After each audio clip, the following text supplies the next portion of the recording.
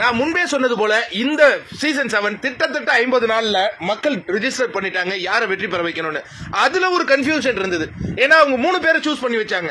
அர்ச்சனா, தினேஷ், விசித்ரா. இந்த மூவரில் ஒருவரை நாங்க வெற்றிக்கு கொண்டு வந்துருவோம். அங்க அர்ச்சனா எங்க ஒரு இடத்துல லீட் எடுக்கிறாங்கன்னா, I am safe with Pradeep bro அப்படிங்கிற அந்த வார்த்தை மக்களுக்கு, பெருவாரியான மக்களுக்கு பிடித்திருந்ததுங்க. நீங்க பாருங்களேன், ரெட் கார்டு தூக்குன எல்லாரையும் சொல்லி சொல்லி அனுப்பியிருக்காங்கன்னா, இதுல சில பேர் இந்த மாபெரும் வெற்றியை பிஆர் யாருன்னு சொல்றாங்களே, உண்மையாலே பிஆர் தான். யாருக்கு பிஆர்னா, பிரதீப்ங்கிற ஒரு மனிதனுக்கு ஒரு தவறு நடந்து விட்டது, அதை தட்டி கேட்ட ஒவ்வொருத்தனும் பிஆர் தான். புரியுதுங்களா?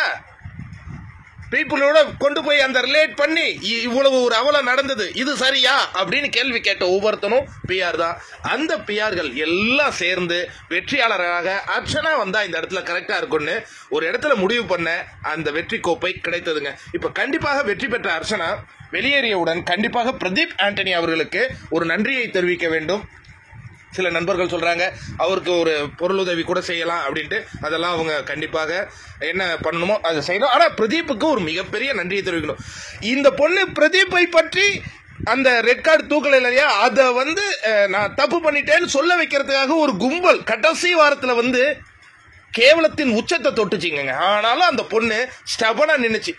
எவ்வளவு கட்டாயப்படுத்தி மாயாகிட்டெல்லாம் சாரி வாங்குங்க, சாரி எல்லாம் சொல்லிச்சு இந்த பொண்ணு. ஆனா பிரதீப் விஷயத்துல நின்றுடுச்சுங்க, கடைசி வரையும் நின்றுச்சு. அந்த இடத்துல ஆர்ஜே பிராவோவுக்கும் நம்ம ஒரு நன்றியை தெரிவிக்கணும். ஏன்னா சரியான நேரத்தில் அந்த பையன் அந்த பொண்ணுக்கு ஒரு ஆறுதலா இருந்த அந்த காட்சிகள் கண்டிப்பாக மக்கள் மத்தியில் அவரும் இடம் பிடிப்பார். ஆனா இந்த ரெட் கார்டு தூக்கியவர்கள் அனைவரும் தவறானா அனைவருமே அதுக்கு குற்றவாளியாக முடியாது. இப்ப மணி உரிமை குரல் தூக்கல, அதனால அவர் செகண்ட் பிளேஸ் வந்துட்டார் போல இருக்கு. விஷ்ணுக்கு ஏன் நம்ம உரிமை குரல் தூக்கணும், ஏன் ரெட் கார்டு தூக்கணும்னு அவருக்கு கடைசி வரையும் புரியல. ஏன்னா அவர் கூல் சுரேஷ் விஷயம் நினைச்சிட்டு போனாரு. ஆனா மத்தவங்க எல்லாருக்கும் தெரிந்த ஐஷு எல்லாம் உரிமை குரல் தூக்கவே இல்லை. அதை பிரெயின் வாஷ் பண்றான் அந்த கடைசி நேரத்தில் நிக்சன் தூக்குன்ட்டு. இதெல்லாம் நடந்த அந்த காட்சிகள் பார்த்தோம். அதனால அந்த புள்ளிகாங்க மக்கள் வில்லனாகவே கடைசி வரையும் பார்த்த அந்த காட்சிகளுடன் BB7 தமிழ் முடிவுக்கு வருகிறது. இன்னைக்கு என்னென்னலாம் ஆட்டம் பாட்டம் கொண்டாட்டம் எல்லாம் இருக்குங்கிறத பார்ப்போம் நண்பர்களே. இன்னொரு முக்கியமான விஷயம், ஃபினாலே இன்னைக்கு தான் அறிவிப்பாங்க. இப்ப நம்ம வெற்றியாளர் ரன்னர்லாம் சொல்லிட்டோம்ல, அதெல்லாம் இன்னும் படப்பிடிப்புலாம் நடக்கல. இப்ப அதுக்கான படப்பிடிப்புலாம் இன்றுதான் நடக்கும். அதனால நமக்கு சுட சுட போன சீசன் பாத்தீங்கன்னா 5:50க்கு தான் நமக்கு வெற்றியாளர் தெரிஞ்சாங்க. வெற்றியாளர் யாருன்னு நம்ம சேனல்லாம் பதிவு பண்ணோம். 5:50 6 மணிக்கு ப்ரோக்ராம் ஸ்டார்ட் பண்ண போறாங்க. ஆனா இந்த முறை நமக்கு முன்னாடியே தெரிஞ்சிருச்சு.